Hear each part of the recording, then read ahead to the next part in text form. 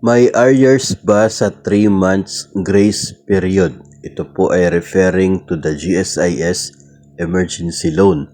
Kasi nga po sila ay nag-declare sa ngayon na mayroon silang 3 months grace period. Para po ito sa mga GSIS emergency loan applications. So kapag nag-renew po kayo o kaya ay nag-apply for first timer na emergency loan sa GSIS. Kapag nag-apply po kayo ngayon period na ito ay mayroon nga raw pong 3 months grace period. At ang tanong, baka daw magkakaroon ng arrears sa period na yon.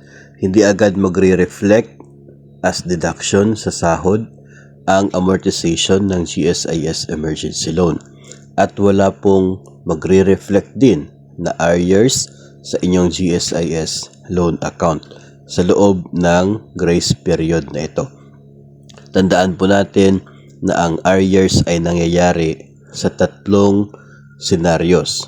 Una, kapag late ang remittance. So before nangyari yung remittance, magre-reflect yung arrears na yon. Pangalawa, kapag kulang ang na-remit. So yung kulang na portion, yun po ang magiging arrears.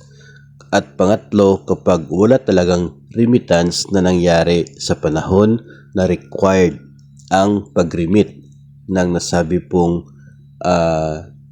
payment para sa loan.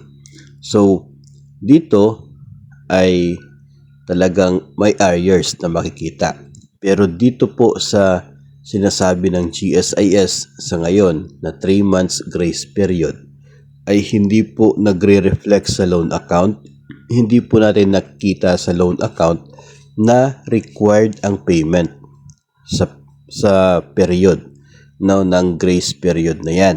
Kaya wala po makikita na arrears. Paniguro po yun, sigurado po yun, kasi ang ganito naman po talaga yung nangyayari sa emergency loan ng GSIS. Hindi po siya agad nagdideduct sa sahod po ninyo. Ang nangyari lang in the past, yung usual talaga niya is on the 3rd month yung kanya pong deduction.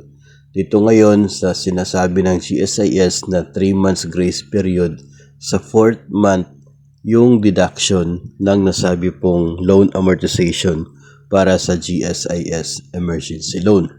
So parang nag-extend ng isang buwan yung grace period dito po sa pinapangako ng GSIS sa kasalukuyan. So wala pong dapat na pinoproblema po yan. Hindi po magkakaroon ng arrears, walang dagdag interest para sa 3 buwan na grace period ng inyo pong GSIS emergency loan.